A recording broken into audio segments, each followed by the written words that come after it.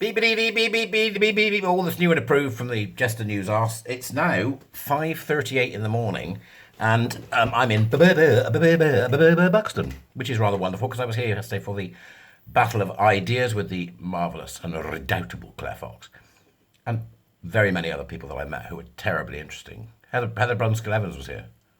So, you know, there were some good folk here, great conversations. I was involved in the one about jokes, humour, and how cancel culture affects humour and how people react in the workplace. So it seems appropriate that I should record this while I'm here, since I was talking about workplace behaviours yesterday, and tell you a little bit about what Caroline has written for Conservatives for Women, which are at conservativesforwomen.org. As usual, I put everything in the Dubris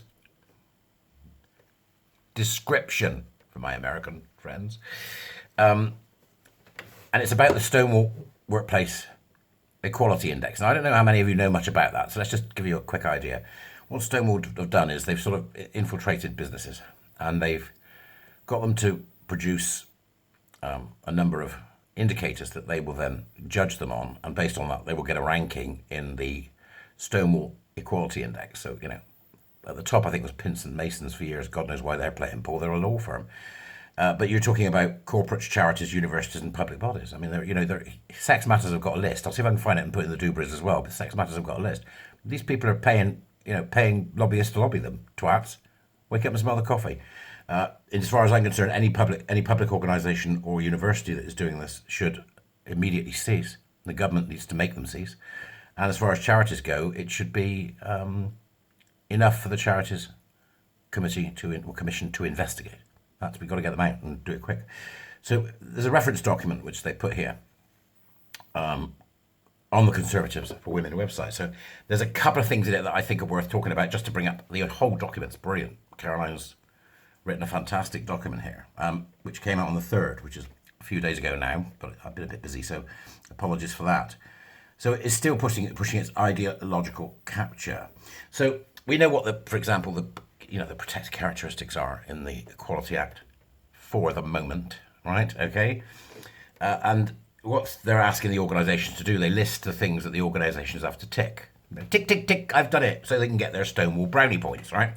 So we're just going to pick a couple out and have a conversation about them, because you can read the whole thing yourself. It's not terribly long, and it's brilliantly referenced and explained, so you'll get it all when you read it. So let's just go for a few. So in section 1.2 of the Stonewall, let's check whether or not you're sucking on the Maoist cock, is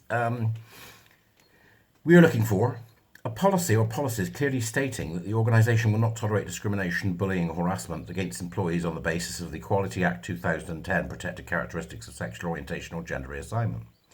This is a very strange thing to ask organisations to do, because the idea is that the Equality Act protects all of us. What they're asking for is elevation. So I would say that they're the ones breaching it. You don't elevate anybody. That's what you have fealty groups, and you're elevating people. Wait for it. Somebody's going to twig it one day, and there'll be a lawsuit, and that'll be the end of it. So really, this is just a redundant thing. It's just redundant. Ignore it, right? Don't elevate anybody. Don't have affinity groups. Don't have days for X, Y, Z. Don't do it, right? Don't do it, right? Today's the day of the aardvark, or whatever it is these fuckers want you to do. Don't do it, right? Okay, so that's the first thing. Secondly, in 1.2 is B. This is really interesting. Inclusion of gender identity and expression, neither of which have got anything to do with the Equality Act. So this is Stonewall once again going beyond the law in 2023. They are never going to learn. They need to be shut down. They're ideologically captured to the extent where they're not even thinking. So they want an explicit commitment from corporations that men can use women's toilets. All right? And in 1.4, they reiterate this by saying they want inclusive guidance that all trans employees can use the facilities that align with their lived gender. Right? And also a provision for gender fluid employees to have multiple uniforms so they can get changed during the day if they don't feel like Harry but feel like Sally. This is pandering to delusion, isn't it? Pandering to twats. Stop doing it, right? Okay, so what they're saying is really that they want people to be able to have multiple logins based on their multiple identities. Is it me? Or is that, there was a thing years ago called Sybil, right, which was a story that was told by this woman who apparently had multiple personalities, 18 or 19 of them. Just Sally Field played her in the film. It was quite a good little movie. But it was all fantasy, all a bloody lover. She didn't have multiple personalities at all. It was incredibly rare. But these people are talking about having multiple personalities because they choose to. Who choose to do that? Right? It then wants, all the policies to cover it, including maternity policy. So we're back to, breeders and lactators and speaking about women as if they're some kind of strange object in the mind of fetishistic men. Absolutely insane. Does the organisation have a formal commitment to introduce gender-neutral facilities? 1.6, which means can we let men in dresses into women's spaces? Again, why do they want this? You have to ask yourself that question. What's going on with them? And fetish. Why are they so interested in men with fetishes and paraphilias? Why? You know what we need? You need the HR letter. Dear HR person. Dear HR person. There's a bloke in my office in a pair of fishnets and a leather skirt who's tucking his cock. And he's got fake tits and he's pretending to be a woman and he's carrying out a fetish in the workplace or a paraphilia. I don't know which, you'll have to ask him. And he's expecting everybody in the office to go along with that, which means that he's actually coercing people into sexual activity they don't want, which is called not consenting. Please sort this out. Just drop it in their lap and see what happens. Watch them go, because that's what it's going to come to. That's what it's going to come to. They ever find somebody one day tossing off under the desk looking at some woman, it'll happen. It's just a matter of time. If they can't help themselves in the Marks and Spencer's changing room, they're certainly going to get caught at some point in the office, banging their helmet at the underside of the desk and looking across while pretending to do data entry. It's coming. They want gender-neutral facilities. They essentially want people to be able to have email logins according to their wardrobe. What they happen to choose to wear 10 minutes every day. So I'm going to work and I'm Barina this morning. Barina, who's a sort of fey woman in her 30s. And then in the afternoon I go to Barry, who's this really annoying twat who thinks he's, more than he is, right? And then in the afternoon I can turn into George, who's an oil rig worker from Norway. I'll be doing the oils, right? Okay. And then at night I can be Tanya, who's 8. Fucking these people. This is the kind of crap we're having to put up with, right? They want to have multiple email signature posts. It's just insane. You've got to read it, okay? They really have gone, round the bloody bend and need shutting down. And then they're giving a list of a marginalised and underrepresented group. Go and have a look. There's about 10 of them. Ace and Aero spectrum people. Fuck off, right? Older LGBTQ+, as if they're different from people who are younger, right? We've just got different needs because we're falling to pieces. BAME, LGBTQ+, it's all the stuff you see from critical race theory. It's right the way through gender ideology and queer theory. It's all there in this whole nonsense that they're doing here. And then they want an LGBTQ+ employer network group.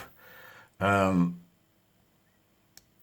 got non-binaries in there. It's all the mental stuff. Yeah, it's all in there, right? So does the organisation support all non-bi employees to become bi allies? Just fuck off. Through training programs and or resources. Oh, look, training programs. Gosh, I wonder, who do you think will provide them? Oh, we didn't get that one. What training programs? Where do we get those? Well, we know, we've got some that we can sell you. Do you want to bring in the Stonewall knob? Ready? The Stonewall knob's ready to take your organisation. And then my favourite. This is the one I like. You think about a business, 100,000 employees, that's involved in this, or the public sector, and the public sector comes to me and says, Barry, we'd like you to do some training with your organisation for us, please give us a quote. So I give them a quote, What Stonewall are saying is that then I've got to do what Stonewall says the public sector's doing because I'm the one that's doing the training, so therefore it goes down the line. They're trying to pretend that this is like the public sector equality duty, which is another important thing. I put that link in the doobers as well. So what they're saying is that anybody down the line doing business with the Stonewall champion has to have the same things going on as the champion has in order to maintain the champion's status. So the status is forced by them to deal with people who won't submit by saying, don't award the contract. Don't give the contract to people who are gender critical. That's what they're saying. Is it me or does that break the Equality Act? It may be. I don't know. There are greater minds than I will be all over this, I tell you. But Caroline's given us a great start here, folks. That's just quite extraordinary that they think that they can get away with doing that. And I don't know why they think they do, but they do. I mean, they're totally crackers. They're an embarrassment. The whole thing's embarrassing. If you're an organisation that's involved with Stonewall, get out. Hell is wrong with you? You're absolutely insane if you're doing any of this. So I think you really need to think carefully about what you'd be doing if you're involved. I know it's difficult if you're an employee to say anything. Don't put yourself in any risk in any way, Just send them an anonymous email with my videos on. That's what I suggest. Just send them an anonymous email saying, have you seen this? Hello, corporates, right? This is how this works, right? Hello, I'm the Stonewall representative. They've got like this 26-inch knob that they're going to shaft you with, right? Are you willing to, affect your supply line? And are you willing to, go above the Equality Act and set up affinity groups that will then find ways to find grievance to make your company and organisation spend lots of time fielding nonsense from these thieves of time? And when we do so, then you'll pay us to do it. Are you ready for that? Kind of Roger in? And the CEOs and the board of directors are going, oh, yeah, are we ever? Fantastic. Bend over, boys. Here it comes. Okay, right. That's what they're doing. Knock, knock. Stonewall shafting. Can I come in and talk to you about how we'd like to shaft you? That's what they're doing. It's unconscionable, really, but there it is. I'll put all the links in the doobry. Become a warrior teacher, get Patreon, or buy me a bloody coffee if the least you can do. No, I'm kidding. But thank you to everybody that has, by the way. It's been a fantastic response. Great. It really does help keep the work going. Yeah. Got my new warrior teacher starting on the 10th, and I'm very excited. So I'll report back about that at the time. But other than that, go to the Patreon, go and become a warrior teacher if you want to. Get in touch with me and see when the next cohort's starting. And that's particularly people in New Zealand, Australia, that, t'other side of the world. We're trying to put together one for those. And I'm also very interested in putting together a cohort for gay men. So if you're a gay man that would like to get involved, please do go to the Winning Mindset website and message me.